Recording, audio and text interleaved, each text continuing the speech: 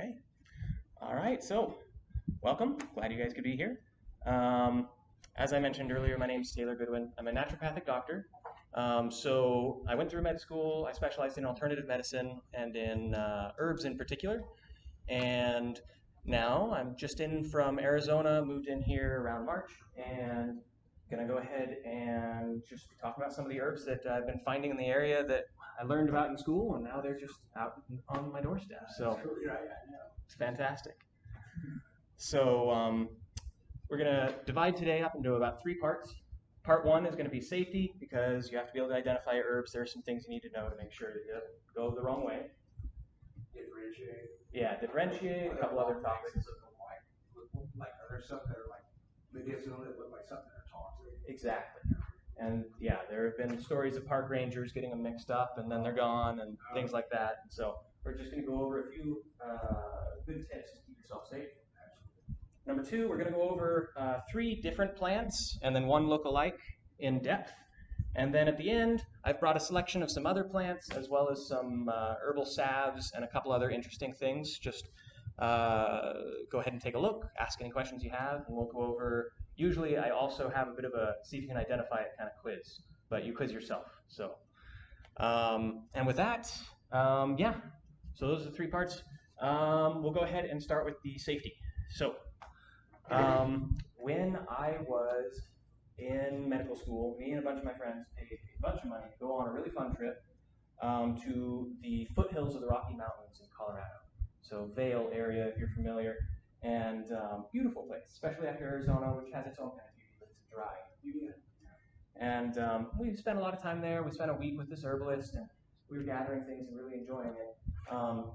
Up on the last day of the trip, we went up to look for a rarer plant called Osha. It's not quite endangered, but it's one where you don't harvest too much of it, because it used to be and now it's coming back.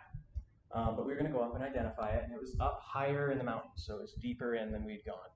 And when we arrived, the stand of Osha that the herbalist was familiar with, when we got where it was supposed to be, it was gone. And that was okay. It happens from time to time. So she told us, all right, go. Here's what arnica looks like. Here's what violet looks like. Here's how you tell them apart. Go find those. So we all went off. It's like, is this a heart leaf or is this an arrow leaf? We did that for half an hour, and eventually came back with little bags full of those. And she had found another Osha plant. And on the way back, I said to my friends, she's going to tell us how to tell it apart from this other plant. Just wait and see. It's going to be interesting. That's an important part. And then I arrived back. She started telling us all this really cool stuff about the plant Osha. The root smells like butterscotch. Bears use it for medicine. There's actually a zoo where they threw in an Osha root, and the male bear picked it up and started chewing on it immediately. And then he stopped, took it over to his wife, who had been having lots of joint problems and hurting. And he dropped it, and then she used it, lathered it up, and next day her joint pain was much better. And so it's known as bear medicine. So it's really cool. A lot of the tribal Native Americans also had uses, and it's a sacred plant to them. So she told us all these things, and then she said, and that is Osha. She told us some other cool things about it. But she hadn't mentioned that it looked like anything else. And so I raised my hand and I said, how do you tell it apart from poison hemlock? And she said, oh, right. You tell it apart by the smell. And we had been being trained to harvest medicine and make, medicine out of it to give to our patients. And so missing that particular one could have, if you get those two confused, that's not good. What's the other one? It's counter Osha and poison hemlock. So those look very similar. And when I asked how you tell them apart, she said by the smell. And so I tell this story for kind of three reasons. Number one, herbalists are people. Everyone is just a person. We all forget something at some point, especially after a week of dealing with med students who were relieved that they could act like children for a week. So I don't fault her at all for forgetting to mention that. It just went over her head. She knows her stuff. She's a great clinical herbalist. But that was an important piece of information. And so when you're getting information about plants, number one, get a really good source. Number two, try to get more than one source. It's like a fisherman's net. You catch a lot of fish, but there are a lot of holes in the net. And so if you get multiple sources and good sources, you're going to be a lot safer on that. Now, what was the difference between the hemlock? What was the smell? What is the smell? So hemlock smells, people say, like mouse urine, and then OSHA smells like butterscotch or a sort of licoricey scent. It depends. Some people it smells different. Yeah. You can also tell those two apart by a few other things if you have a lens, but that's the one that's the easiest. Also the elevation that it grows at. So, Hemlock lower. yeah, hemlock's lower. OSHA's higher. Hemlock probably more common. Yeah, at this point, yeah, hemlock's more common. So, the second reason that I bring the story up, though, is know your plant, because some of them look like poisonous plants. And so you can find something and it matches a few of the things that you're knowing about. Most of them aren't so close that it's just the smell. That's actually the most closely paired couple of plants that I know of. But know your plant, and the first time you're going to go and harvest something, if you're going to eat it and that kind of thing or use it, you probably want to have someone, a local expert with you for the first time to just really go over all the details. Just safer that way. Or if you've spent enough time with plants that you're able to go through and key out, as they call it, to make sure that you have the right plant. So basically just be safe. So, and the third reason I mentioned that story is there weren't very many OSHA plants. And after she explained all that, she took us to the new OSHA, and we only, as 30 med students, we harvested just one. Because it was, it was rare, it wasn't quite endangered, but we harvested one as a group, and we made some medicine as a group, and that was that. So plants can disappear, especially from local areas. So if we went out here in Oklahoma and harvested a whole lot of something, we could make it go away. Some things are so common that you can almost take as much as you want, but other things you got to be a little bit careful. So the rule of thumb: take up to a third of a stand of plants if they're common. Maybe half. If they're rare but not endangered, you kind of need to know how rare they are, and then you just gauge it off of that. But in that case, if you're not sure, you can usually take leaves, but don't touch the roots, and try not to take more than half the flowers, because that's how they reproduce, right? So that's just safety on the plant side. Keep the plant safe. Last thing, this isn't part of the story, but some plants do mix with medications, so don't mix those unless you have a doctor telling you that they don't have problems. A lot of our pharmaceuticals actually come from plants. Yeah. About 70 to 80% of them, actually. So, yeah. So, any questions on the safety stuff? Good. All right.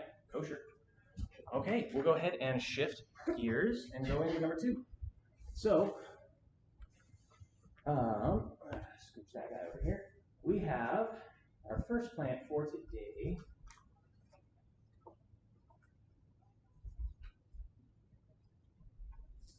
I thought that the wetted around the root, it's been a little bit warmer where I've been storing these. It's next to the AC. But this is elderberry. By all means. So elderberry, you can tell where the leaf comes off. So here's the stem. The leaves are opposite, so both leaves are coming off across from each other. That's called the opposite leafing pattern. If one came off here and then one came off up here, then alternate. So see how these two are coming off right across from each other? That's opposite. So elder has an opposite leafing pattern. You can also see that all this together is coming off of one stem that comes off of this trunk-like piece here. This is all technically one leaf. And these are called leaflets. Oh, okay. And that's why it's an elderberry tree, because it has that in the trunk, right? Yeah, because it has the leaves that all come off of one stem, and there's multiple, and these are also opposite. When you have lots of leaflets along one leaf stalk, it's called compound. This shape, where those compound things are across from each other oppositely, is called pinnate, which means feather-like. Because if you zoom way out, a feather has one midrib and then it has all the little flukes coming off of it. This has one midrib and then it has leaves coming off of it across. So it's called pinnate? Pinnate. Pinnate. Pinnate. I wish I would have brought I wish I was doing here. Taking notes over here. I wish I was taking notes. All good. So, the leaves, like that. How do you spell this? Pinnate.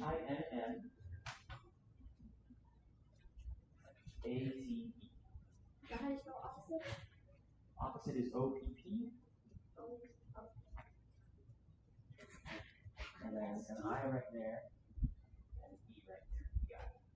And then you said that was pinnate, just look like a feather. Yeah, pinnate means feather. Compound means that there are multiple leaflets out of one leafing stalk. Okay. So many instead of one. So all of this is technically one leaf stalk. So all that's one leaf. So elder has all these leaflets coming off of one leaf stalk, whereas some of its lookalikes don't. So that's why I'm making a point of that one. It's one way to tell it apart. The leaves also have some teeth around the edge. We call that serration. And yeah, so that's pretty good here. So what? And that's also elderberry in your hand? Yes, these are both elderberry. What is serration called? Serrated means it has these little teeth all along the edges or the margins of the leaflet. So probably what SERATATION, right? Yeah, it sounds close. Did you guys get that? Did you spell it right? SRAGID. No, SER.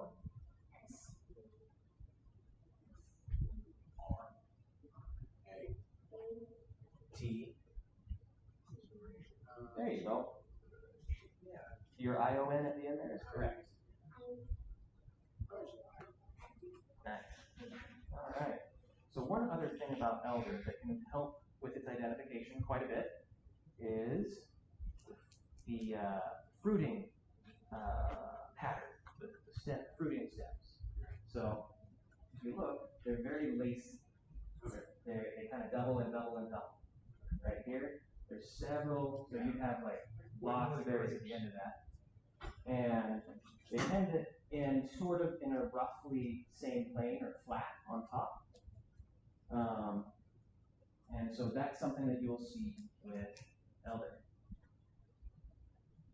Okay, the bark also is a very light brown, kind of grayish brown, and it's got little openings for gas exchange. These are called fenestrations if you want to be really picky. So that's this guy. It's got light brown. So that's how it breeds. So you're saying that's how it breeds? It's one of the places it does. The leaves also do it. Oh, really? Yeah. So elder actually is one of the older kind of medicinal plants. 400 BC, Dioscorides wrote about elder, and he called it the medicine chest of the home. It's been used for just about everything over the years. A few things I'm going to go ahead and point out have been backed up by research, but also traditional use, and people have seen good effect out of it. So we're going to focus on those in particular. And so those actions, we'll talk about just the actions, which is a 1 or 2 word phrase to kind of categorize what it does, and then we'll go into depth about how and why and how to use it. So one of its actions for the flower, the leaf, and the berry is antiviral, so it attacks viruses. Very useful for that. Another one that is for the leaf, the flower, and the berry is that it is immune stimulating. Anti-what? Antiviral. V-I-R-A-L. So what do we talk about next? We're going to talk about what good things elder does. Okay, immunity stimulant, what did you say? Immune stimulating. So, antiviral, it directly attacks the viruses. We'll talk about how. And then immune stimulating means that it actually makes your immune system stronger as well. And so it kind of does both sides of the coin, which is why it's really good for a lot of illnesses. So the flowers have one extra use, and that's diaphoretic. They make you sweat.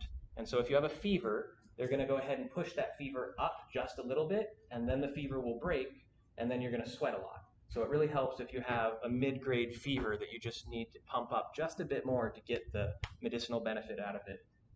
Because fevers help us fight the pathogens that are in us, the bacteria and the viruses. And so elder helps boost that up a little bit, and then it also makes the fever go away sooner. So when you sweat, you lose a lot of heat, and so the fever breaks. So the flowers are used for that. Flowers make you sweat. Yeah, the flowers make you sweat and help break a fever. They push the fever up just a bit first, which helps you kill off what you're fighting. And then once it's done that, the fever will also be encouraged to break. So. And you said the berries are antiviral in use, right? Actually, all three parts: Okay. flower, berry, and leaf. So yes, Okay. the berries as well. So with these guys, the flower is the gentlest of the three. Flower is what you'd use in kids. It's very safe, and whereas the berries, they're mid-grade, and once they've been cooked, they are safe. If you have them straight, if you have one, it's fine. If you have like 10, you might get an upset stomach. If you have 200, you might have some problems where you're going to have, there's actually some cyanide compounds that are broken down by the heat. And so you want to cook the berries. You don't want to have too much. Now, when I say cyanide, some people get really like antsy, and it's like, I'm never going to touch elder. Well, peaches, they have some of that. Cherries, they have some of that. All the pitted fruits, they actually have some cyanide in them. And so it's just if you have too much that it becomes a problem. So, and then the cooking reduces the cyanide and gets rid of it. So, the berries are mid-grade, also safe for children, great on pancakes. So, the leaves, those are reserved, those are the strongest, and I would only use them in adults. The flowers and the leaves can both be used as a tea.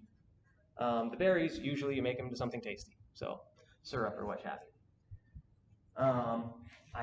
There are other uses for this plant, but we're not going to go into them. The roots and the bark and the stem, steer away from those. They have much higher concentrations of cyanide, and so if you know what you're doing, you can get some medicine out of it, but it's also not something for first steps. So, but that's a number of things about elder. Let's see. Some fun stories about elder through the years, actually. Back in the medieval ages, they thought that elder was really good for keeping away witches. And they would have it above all the doors and everything to keep the witches out. They also, anytime that someone was going to go and cut some elder wood, usually to make some flutes or musical instruments, and occasionally there were other uses as well. It's got hollow stems, and so they use it if they were going to do anything that required something that was hollow. When they were going to cut down an elder tree, they would pause, and then they would ask permission of the elder spirit if they could cut it down. Because some people believed a dryad, a tree spirit, lived in there. Other people believed some other spirit demanded. Is that what a dryad is? A tree spirit? Yeah. Oh, okay. Cool. So they're tree creatures or spirits that live in trees in mythology. So they would ask respectfully if they could cut it down, and if they heard silence in response, that meant that it was okay. So I take it was probably okay most of the time. So that's elder. Lots of good medicine there. Let's go into how the antiviral works just really quick, a bit of the science, and then we'll move on to the next one. So have you heard of Tamiflu? Anyone? Tamiflu? All right. So that's one of the flu medicines that you can buy off the shelf, and it helps stop the flu from binding to your cells.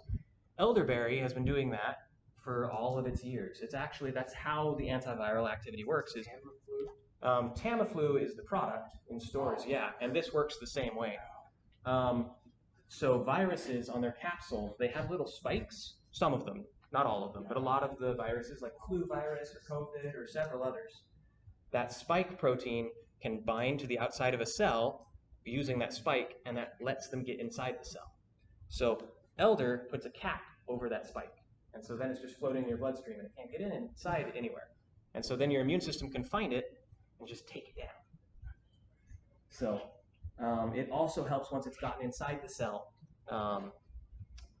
As for the immune stimulating, So a lot of people were asking, remember when COVID was going on? Oh yeah, that was a lot of fun, right? So during COVID, everyone was trying to find something that was good for COVID. People were always asking, is elderberry good for COVID? And the answer was really confused. And now that we've had more time, it turns out the answer is both yes and no. So the way elder's immune stimulating properties work is that it actually makes more cytokines, which is your SOS signal, saying, send help. That's what cytokines are. It's your immune system's fire alarm. And elder makes the fire alarm go off louder, so to speak. And so then you get a whole bunch of immune response much faster. So cytokines, so CYTOKINES.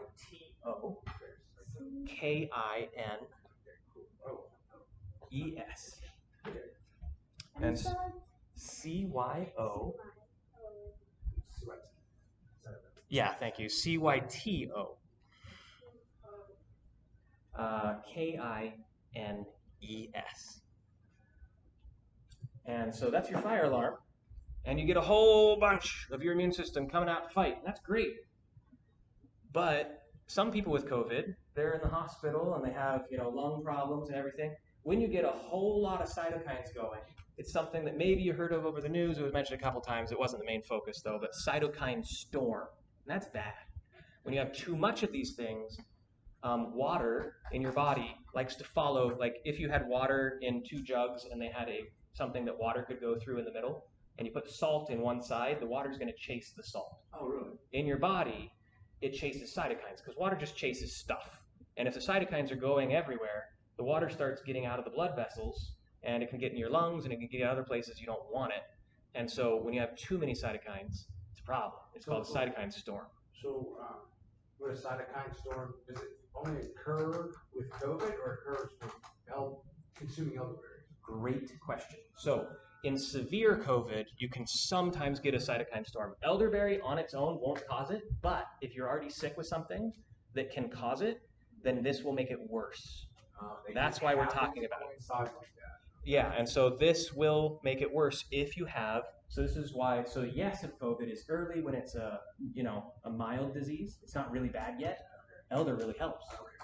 When it's a really bad case of COVID, you don't want to take it because your immune system's already going crazy.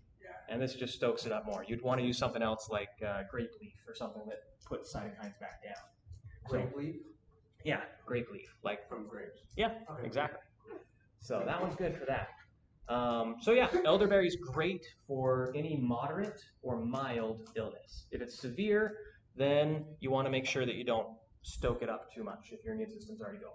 So really great plant, and it's nice. The leaves are good medicine too. So the berries are only around for a couple months, and you can make preserves and everything out of them. But once they're gone, they're kind of gone. But the leaves are always there, which is nice.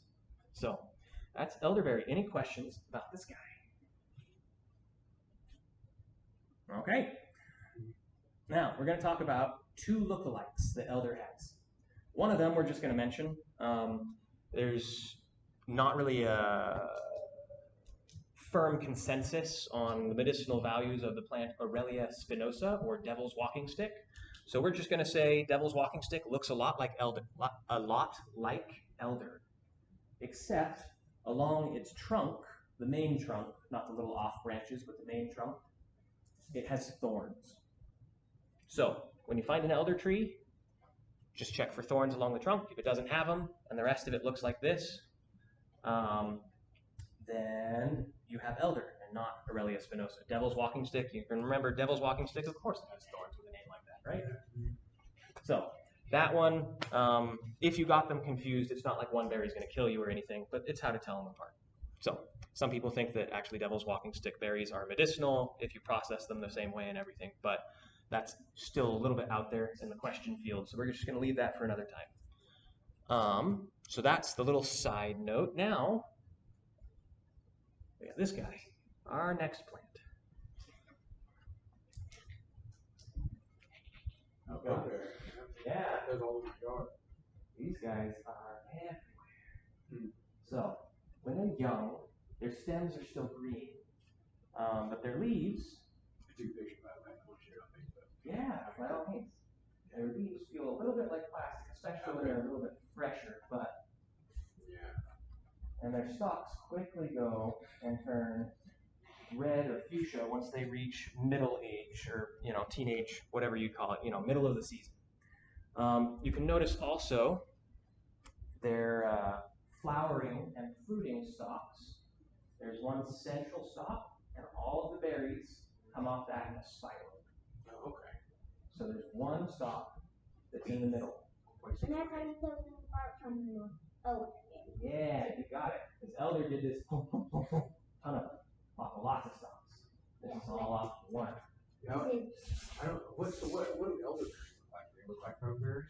Elderberries do look similar to pokeberries. They're a little bit smaller and a little bit rounder. Okay. They are the same color.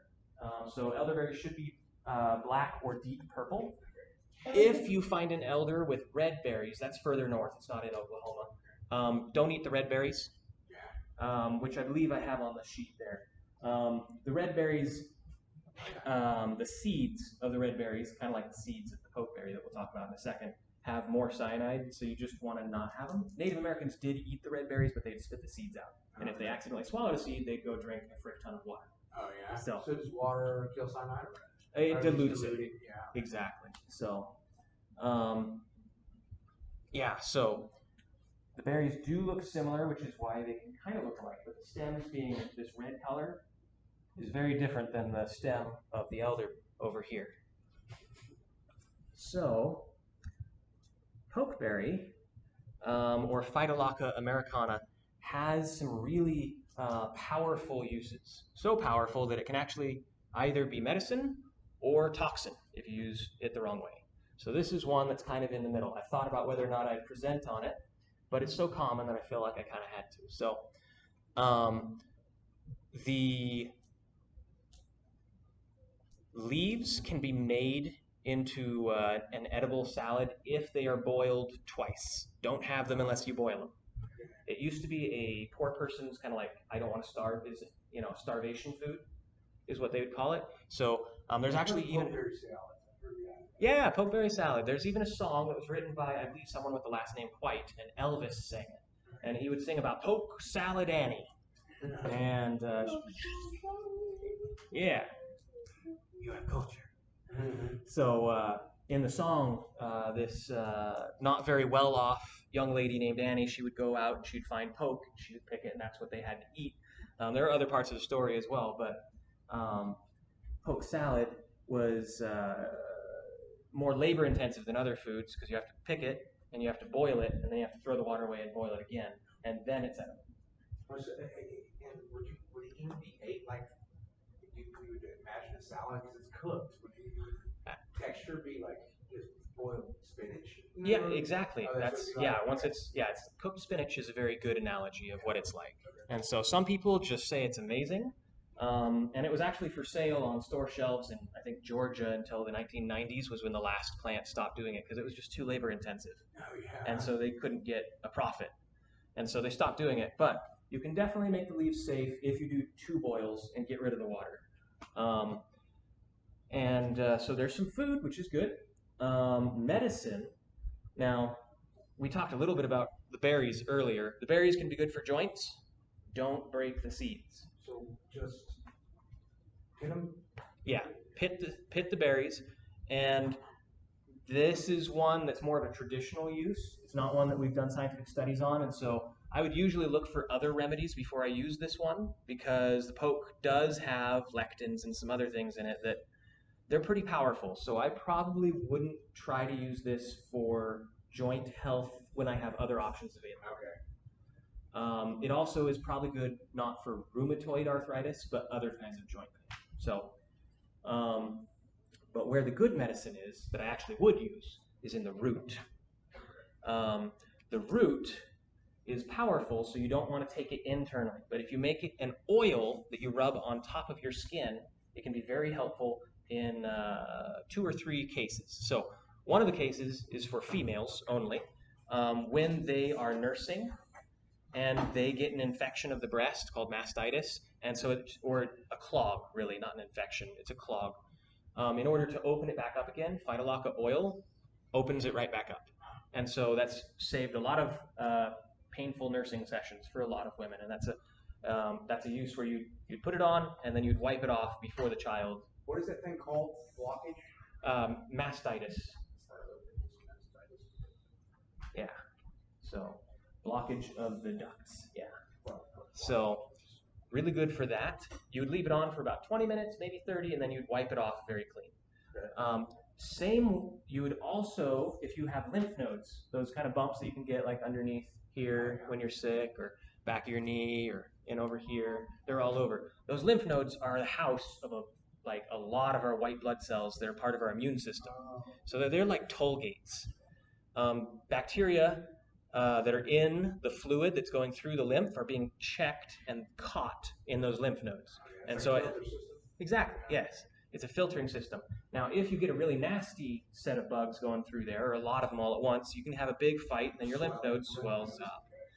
So that, when you have a lymph node swollen up, is when you can use the oil from the root the same way. So you would rub the oil over the surface of the skin, leave it there for 20 to 30 minutes, and then go ahead and rub it off. In the oil, in the root, there are things called lectins. And lectins are highly, highly, highly immune stimulating. They make the immune system just lectins? Just lectins. Oh, lectins. Yeah.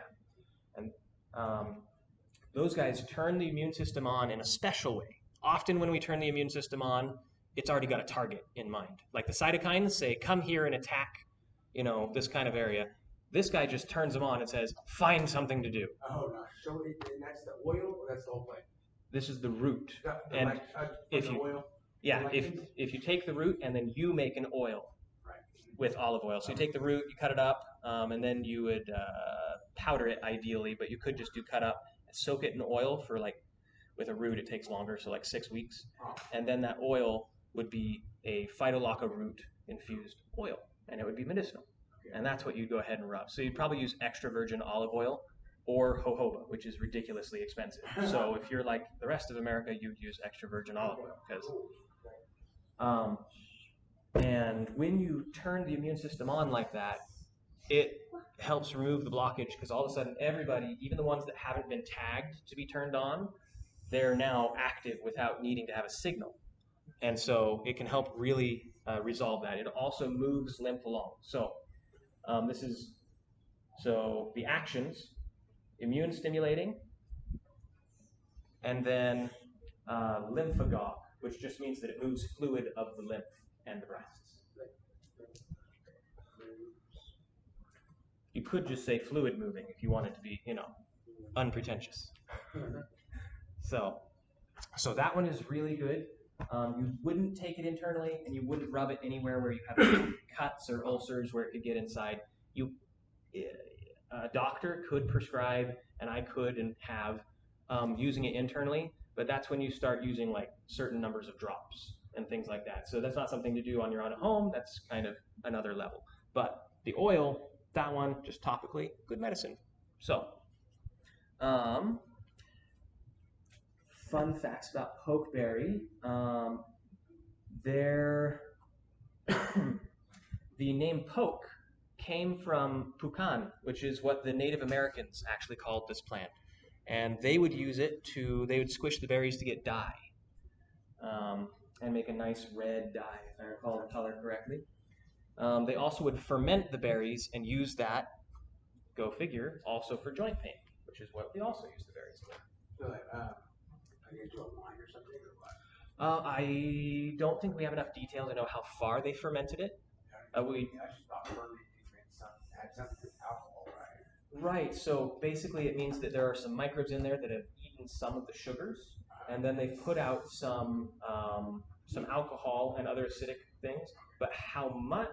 You can go to wine, or you can go to vinegar, or you can be somewhere before that, which is kind of like grape juice before it becomes wine. Okay. And so it's hard to say exactly how far they fermented it. Vinegar, so you just let things ferment, over ferment, and it goes vinegar? Yeah, that's what vinegar is. Vinegar is wine that went too far. I didn't know that. That's so cool. Right? It's crazy. So I'm glad I'm here, man. I appreciate you doing this. Oh, it's a blast. It's awesome. Not a problem. I crave real education, and you're really providing it. It's great. I appreciate it. My pleasure. All right, so that's pokeberry. Yeah. So, any questions on pokeberry? No, it's cool. I've got so much just growing in my house, too. I'm just like, I'll just keep it down. Right. Now I got to read that. What's a tincture? A tincture. So, a tincture is when you are taking plant substance, you grind it up, and you put it into alcohol. Alcohol is really good at grabbing lots of different kinds of compounds. So, if you put it in water, it only gets compounds that dissolve in water. If you put it in oil, it only gets compounds that dissolve in oil. If you put it in alcohol, it gets most of both. So, with the root, could you do a tincture? Yes. Tincture, and would it work better than the oil? So if you're going to apply it on top of the skin, tinctures evaporate really Okay, fast. it's alcohol. Okay, Yeah. so what is a tincture used for? Internal. Oh, and you And- don't want to take that root internally. Without a doctor. Correct. Yeah. So, and tinctures also last for frickin' ever. Like their expiration, they're preserved really, really well. So that's another good thing. So you soak everything in alcohol and just let the alcohol evaporate? So there are a couple different ways to make tinctures. One of them's pretty involved. I'll tell you the simpler one. The simpler one is you take the plant substance, you dry it, and you crumble it, you put it into the alcohol, and then you let it sit, and then you filter out all the plant substance, keep the alcohol, cap it, and then that's a crude tincture. Okay. And so you'd also want to wring out all the plant matter. There's another method where you do, it's called a liquid extract via percolation or whatever.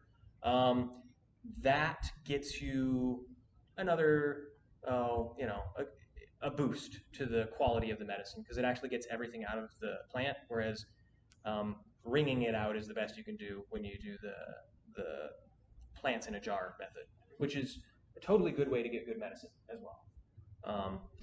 And for more details than that, I actually am doing herbal medicine classes where we actually make medicine. So happy to go over it more, question answer after, or maybe one of those. Where's that class at? I hold those at my office. Once a month, I choose some topic. Sometimes students suggest one, sometimes I just pick, and we just learn about plant medicine, and we make something with our hands. Some I have to pay for it? Yeah. Okay. Those ones are premium. They're $35 typically, so not too. $35. Just for one class or what? Or For one class, yeah. Okay, cool. Okay. So, That's cool. How many people? how many people? Up to 10. That way it doesn't get too cramped. People, Hmm? so if you bring like 10 people to class, how much money do you have to pay? Well, if you were paying for all 10, it would be $350. So, right. With the last thing on the pokeberry that I just wanted to mention as well, the leaves, you only take them from the young plant. Oh, okay. No red stems. When the stems are green, then you can have the leaves, do the double boil. That's when you can have them. When they're red, some people say it's fine, some people say it isn't. I'm going to be conservative and safe and just say go with the green ones, Yeah. but you can do whatever you want. Now, how do you spot? Hmm? How can you tell if it's pokeberry until it? So I don't know if it's pokeberry until it turns red. Until it turns red. Once you get really good at knowing what the leaf feels like and looks like, Okay. because it feels like plastic, it's a simple leaf, meaning that it's not compound, because it's one leaf coming off the stem. It's not a stem and then a frick ton of leaves, right? So it's a simple leaf, plasticky, and if you see just a hint of red around the bottom of the stem, and it hasn't gone all the way up, that's okay as well. Okay.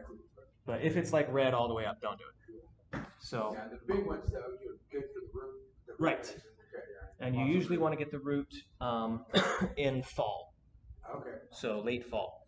Once all the leaves have died, plants send all of their energy back into the root. Okay. And so for all roots, it's really good. The best time for the root is fall, winter, and spring before they come up. Cool. So, awesome. All right, now we have this guy, the one who really wants to make a huge mess. Are you good with funguses too? I'm not as good with them. I know how to use them medicinally. I don't know how to identify them. That's one. Yeah. So, I love morels. Oh yeah, those ones are fun. Lion's mane's probably my favorite. I haven't had it, but I have some a package of fries coming in the mail. You know what I'm talking about? It's like this mushroom coffee. It's got lion's mane. I don't know. You can think about it. I don't know. Name them all off. Awesome. Yeah. I've got something called rasa. It's similar. It's got some mushrooms in there. Really good. They give you a lot of adaptogens, or what they're called. They help you. Yeah, they give you some baseline energy. It just kind of makes you more resilient. Ready. You get stressed. So, all right. So this is a fall. It's yellow dot, and it's in the fall, so it's already turned color. And the reason it turns this color, when earlier it was more like this, green and yellow, same plant, is there's a lot of iron in this plant. And so as soon as the chlorophyll that makes it green goes away, the iron that was hidden comes out. And so now you'll notice that this has a brick ton of seeds that they crawl up this seed stalk, and there are lots of little seed branches that come off. They all have flowers. So there's a stalk and then a bunch of arms of seeds that come off. Which one's good for iron? Which one's good for iron? Both of these are the same plant. And they are good for iron. You can get iron in it if you have anemia, meaning you have too little iron in your blood. Happens to women a lot of the time. Then you're tired all the time. This can help. It'll give you some iron. You usually want to mix it with a few other plants. Yes, so everything above ground, so not the root, is edible. So the seeds, you can actually take the seeds, grind them down, and you'll get a flour. And this was done by the Native Americans. The seeds, they have, it's kind of hard. This is yellow dog. The seeds, it's really hard to see without a lens. They have 3 wings on each seed. Okay. Kind of hard to see. But this doesn't look like too many other things anyway, because you just have these spikes of lots of seeds or flowers earlier, and it makes it easy to notice. So for the seeds, what you do is you take them, you put out a sheet, and you just bat this against the sheet, all the seeds fall onto it, and then you pour all those over into a blender, and you just blend it up, and you've got flour. So and you just do whatever with that, like what, fry something or make bread or something? Yeah, so the flour is best if you mix it 50-50 with another flour, because this is a very crumbly flour. And after you blend it up, you usually want to dry it in a dehydrator or your oven or something, just so that it lasts longer. Because if there's any moisture, you're going to get some mold. So, yellow dock's leaves. Here we go. Yellow dock's leaves. Yeah, this is yellow dock's leaves when it is not dry and crispy. The edges almost always have this wavy or slightly curled look to them. And they are very flexible or soft. And that's why it's called curly dock, as well as yellow dock, because the leaves are very curved. So, the leaves can be used like spinach.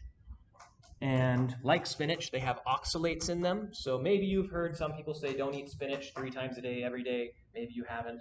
It's true. Oxalates are something that in small amounts, it's totally fine. Very healthy. Spinach is very good for you. So is this. But don't have it 3 times a day, every day, because oxalates can make kidney stones if you have too many of them. Oh, really? So because they're high iron too. Yeah, and so the oxalates, what they do is they grab onto minerals like iron or calcium usually, and then once those are together. That's probably why it's a plant that has such minerals in it. Like there's some. Yeah, actually, that's a good point. That's probably some of the way it keeps it there. The oxalates probably bind and hold it in, pull it from the soil, and yeah, so we just don't want those clumps to build up to be bigger and a problem, but. Foods that we eat from the supermarket also have oxalates. It's not like it's a super dangerous one, but if you eat it all the time, number 1, you might have kidney stones. Number 2, it also binds some minerals in your digestive tract, so you might not get the minerals in your diet you need. You said Oxalate or oxalic acid is the same thing. So what are stones? Kidney stones. So in your kidneys that make your urine, right? Kidneys make your urine. And if they're little, so they filter the blood. The blood goes through some filters.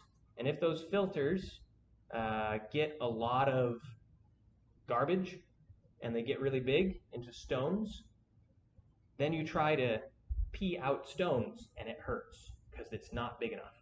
So basically, a kidney stone is when a stone was made in your kidneys, and then you have to try and get it out, and that's very, very painful. Right, because it's in your kidneys. So if it was in your stomach or your intestines, then you could poop it out. But it's in your kidneys, and the only thing they can do is pee it out. And so those rocks aren't supposed to be there. So is there a medicinal plant that you know that breaks those up? There are a few. So Dong Quai, I think, is a Chinese one. If I remember correctly, I get those mixed up occasionally. I'll have to check my notes. But that's probably the best. But you have heyday over there. Yeah, there's a lot of good stuff. I was trained in a few of them, but I like to use what you can harvest around here. Absolutely. But what was that? All right, so leaves are edible, seeds are edible, and the stems technically are edible too, but I don't know why you would, because they're pretty tough. The root is not dangerous, but if you eat it, you'll get an upset stomach. Like, garlic, if you ate an entire bowl of garlic, you would probably not feel super great if you ate it like an apple. So the root is like that. Just, you'll feel nauseous if you eat it. But this is actually one of the probably best medicines that we're going to talk about today, because it is a liver tonic. And the liver, if I were to ask you what is the most important organ in your body, you'd probably say brain or heart, and those are really good answers. If I was to ask your heart or your brain or any other organ in your body, hey organ, what is your favorite organ? The guy who would come in second place, first place is the heart because we all need blood, but the guy who would come in second place is the liver. The liver, he controls our blood sugar. He controls all the proteins in the blood that go and do jobs throughout the whole body. He makes parts of cells and ships them to all the other parts in the body. He filters out all the garbage. He detoxifies. So if we have anything from alcohol to poison, the liver's the guy who's saving us. And so if our liver works well, all of our body does better. All of it. And so when you have a liver tonic, that's awesome because you can get a lot of good things. It can make joint pain go down. It can make skin conditions better. It can make your energy better. It can do a whole ton of things. So a liver tonic is awesome. So this guy is really good for the skin and the liver. So the reason is when the liver is detoxifying crap, if it gets overloaded, what does he do? He calls in his little friend, who's not as good at it, but he can do something. And that's the skin and the kidneys.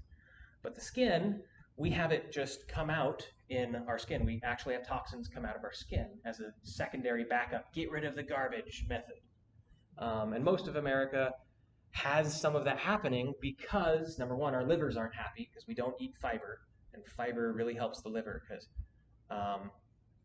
it's a little bit of a process, but basically the liver makes bile, and then the bile is supposed to go out in the poop. But the only way that bile is going to make it out to the poop is if fiber grabs the bile, so we can't just reabsorb it. So bile goes into the intestines, and then intestines try to absorb everything, right? That's where we get all of it to go back into the blood. But all that. So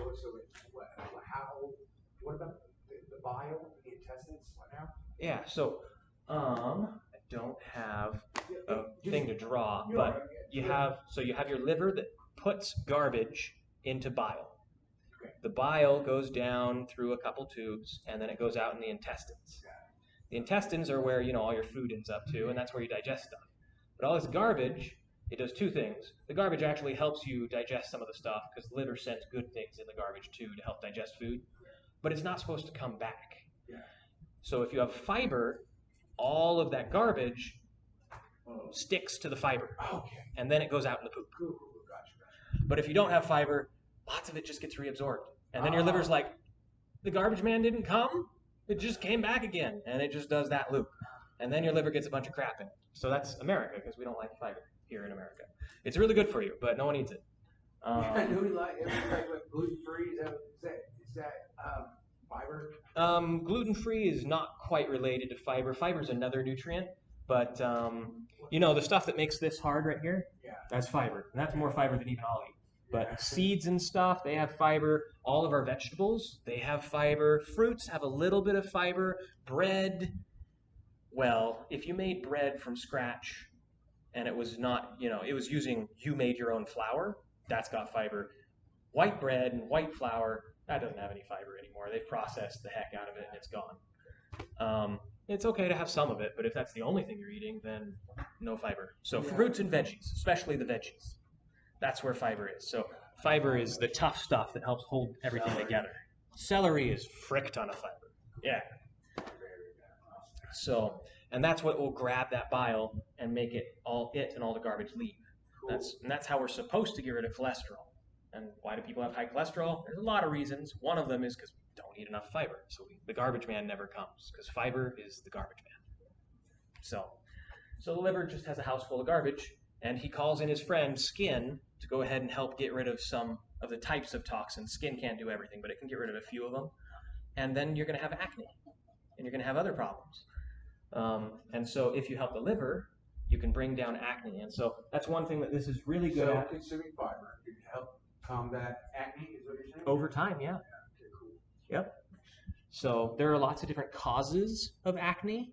And so if the reason you have acne is because your liver is overtaxed, then it would help. Or if it's because of your hormones being imbalanced. There are a couple other reasons that you can get acne that it wouldn't help, but usually those two are the reason, and fiber would help those over time. So yeah, this guy helps the liver. Liver helps everything. And we talked about how and why it helps the skin. So for the root, you would make a decoction, or basically a root tea. Decoction is just you boil it instead of, so tea, you just put it in, you boil and then you stop boiling. My stepdad used to Cherokee medicine. Oh, awesome! Really? Yeah. So he has certain roots and stuff that he'll just boil. And that's what he'll drink for colds and stuff. Spice. There's this whole spice root or spicewood. There's like some spice. I don't know what the technical term is, but it's right out here. You know, in Muscle Beach is and stuff. I'm pretty new. I don't. Lake Mushy. It's just right out here when you go out this way. Yeah. Along there, there's this tree that grows out there. You can snap it, and it smells like kind of like minty. Okay. Yeah. He'll take that home and he'll boil that stuff. Whenever he has like a chest cold and stuff. That's awesome. Yeah. I mean, but you know, he's not like definitely. He didn't go to school. You know, he's. Oh yeah. Well, I mean, the school of real life counts. Yeah. So. But cool. That's very cool. I'm interested in learning more of the Native American medicine. My wife is Cherokee, and just a lot of that has been lost. And so anyone who's got some left, that'd be really interesting. There's That's his first language. Really? That's great. I know next year there's, going off topic here for just a sec, next year there is a 6-week Cherokee, or Native American, not just Cherokee, 6-week Native American camp kind of a thing where they're trying to reteach the culture and history and medicine. You go home every night, but and they're trying to get people to come in, and I don't know where it is, but it's somewhere in Delaware County. Okay. And so they're trying to get people both who know any Native American things, and then people who want to learn those. And they're trying to get teachers and students. So yeah, maybe we can trade emails, and I'll shoot that your way, because it sounds like you're interested in being the learning side, and your grandfather or father? Stepdad. He's 72, bro. Maybe he'd be interested in teaching and passing that on, because they're really looking for people who have some of that history intact. So, but cool stuff. So cool thing about yellow dock. Why is it called yellow dock? Well, this guy's probably not a super great example because I harvested him early. If you look, you see it a little bit yellow in the root there.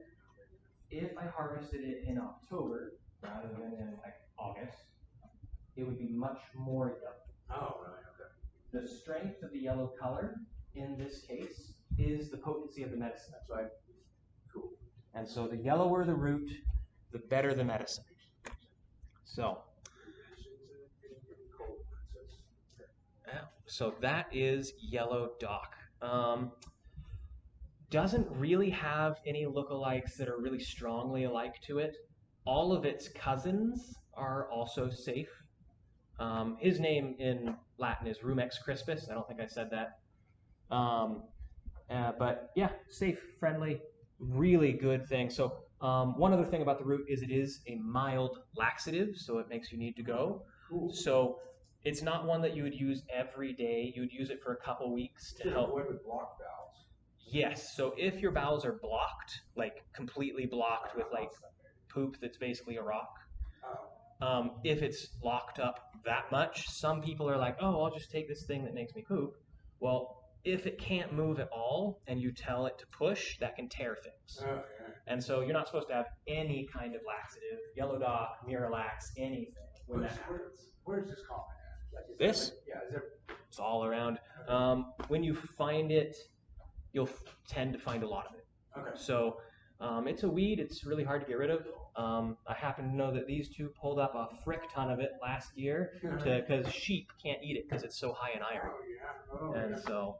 Why sheep, what? It's so high in iron. Let's do it sheep. I mean, they just get iron toxicity. So if you have too much iron, then it jacks up your system. So, but that's not, the amount of iron in here is not a problem for humans, and we're good at getting rid of iron and not having too much. Well, we're actually not good at getting rid of it. We're good at not absorbing it in the first place. So that not or like this is some grass. we're also good at doing that. Yes. All right. So I think that ties us up on these three plants. Any questions on those? Sounded like we kind of hit them as we went through. All right. So that kind of ties up my open presentation thing. The rest of it is feel free to take a look at some things. Ask any questions you like. I do have some salves and medicine over there. Salves draw stuff out when it toxins out. So I have there. Depends on the herbs that are in them. So salves are just kind of ointments that you can go ahead and put on. Good job. Oh, what is that? That one's actually not wild carrot, but it looks really similar. No, those are both the same one. These are yarrow. What do they do? Yarrow is good for stopping blood flow. So if you got a cut, it's also diaphoretic, so it does the sweating thing. And then it also helps you digest. So if you ever feel like you just have all the food in your stomach and it's not doing anything, Oh, yeah? it's like, And you find this roots around here too. Yep, this is the spring. And how would I do that? How would I prepare that? That one is hedge parsley. That one is carrot. Good job. Is that some flavor parsley? Hedge parsley is actually one that I'm leaning up on right now. Nice, yeah.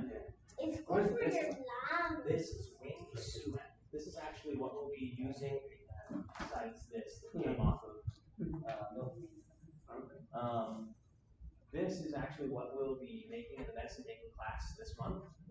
We'll be making spiced sumac, or sumac spice, I should say. They use it all throughout the Mediterranean area.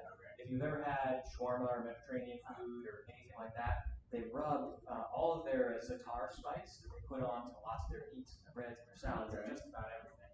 It's like every Mediterranean mama has her own secret recipe of za'atar spice, but they all include sumac. And so, yeah, it's also known as lemonade berry. Lemonade berry, okay. Yeah, it's really good for helping your blood sugar, your insulin, and also antioxidants. It's a very healthy substance. Man, okay. Do you get that around here too, or it's just Mediterranean? It smells like carrots. All over. And then I got a question. I want to ask before. How would I prepare this? Because this is the one you said helps digestion. Right? Yeah. Okay. Cool. So you would take. So you have to get it in the spring because it's from I want to say March-ish through June, July, and then it kind of dies off. So it's spring and early summer. But the leaves are the best part for that. The flowers are also good. So, and then you would take those, you take about at least a teaspoon, probably a tablespoon if it's live plant. If you have dried plants, you'd use half or a third of that. When it dries, it's smaller. This is also carrots. You're right. Smell is a good way to tell things apart. So then you just put it in a tea bag or whatever. Good balance. All right. Good. So you put it in a tea, and then you'd have that before you eat. And that's if it's dry. Just one second. Now, what if you said if it was raw material, not dried? If it was fresh, you would do probably like a full teaspoon, 2 teaspoons worth of material, and you put that into just a tea bag. Okay. Yeah. So you just make a tea out of it. Okay, cool. Can't eat it. It wouldn't hurt you, but it's not something you really want to. I mean, you could just chew on a few leaves. That totally works. So it's for medicinal use, yeah? Yeah. Okay, cool. Yep. The digestion and then that. What was it? Oh, that's a laxative. Yeah. Okay, and what is this one called? This is yarrow. Yarrow. Okay, yarrow. Right. That's the one. This is the flowers. Yeah, these are the flowers that are very understood. It's actually probably seeds out there. I really, you know, I really love to like just take the flower and then put it up It's basically like a dirt rice. and then stick it. And I did that. Since I was most fruit. Sure? Yeah, it's good. Are these fuzzy now? They're more fuzzy, yeah. Oh. What kind is that? That's plantain, nature's first aid. Plantain? Yep. So that's kind of nature's band-aid. Okay, so I eat. So there's multiple species of plantain. There are. So there are 2 very different plants that go by the name plantain. One of them's a banana, and then there's this guy, which is the little leaves that grow out of and I actually around spring or whatever, I was just took my Google whatever's last one, just like take pictures of different plants and then tell me what it was and its medicinal properties. So I actually I harvested a bunch of leaves and cleaned them all off and ate them like a salad, like they were spinach. Now they were kind of bigger. The leaves, some of the leaves would be bigger, so they were tougher. Yep. But man, I don't know. I ate it like a salad, and it felt good. It felt healthy. I think so. Oh yeah, plantain is one of the safest plants there is. The leaves are extremely good for you. Okay. Oh yeah. So I felt healthy after I ate that salad. It's crazy. Yeah, it helps connective tissue, which is all throughout your body, so that helps you just feel better. Okay. It also helps stimulate wound healing. Oh. And so this is it's nature's band-aid. Really good stuff. That's super cool. So yeah, I actually have a little sample of sumac spice over here. So these are all different salves? Oh, they are. Yeah. It does.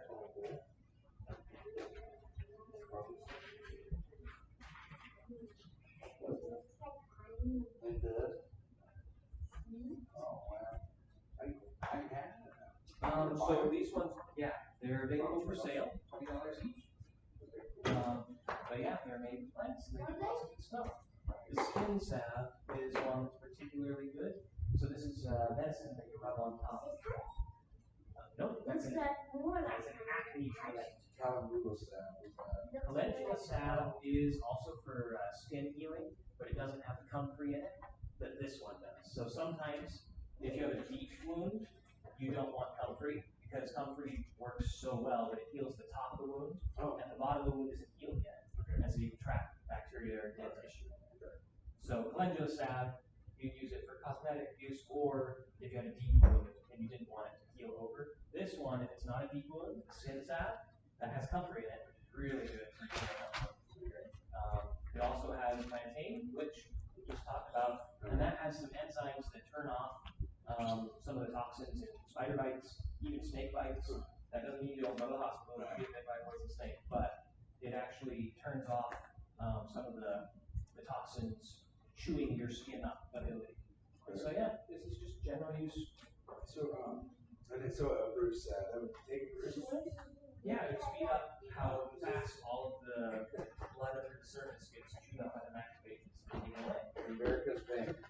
Yeah, so if you have veins that are showing on the outside of your skin, this is something that provides all the tissue tightens it, and so that can help the vein recede down.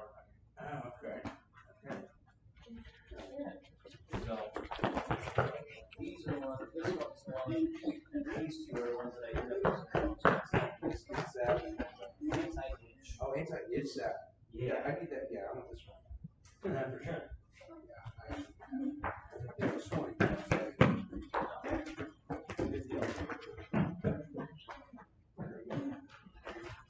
And the anti-fungal, that helps fight cavities with? Yeah. So with that one, you apply it probably 3 times a day, and then you would probably want to use it in a Q-tip or something. Go ahead and apply it.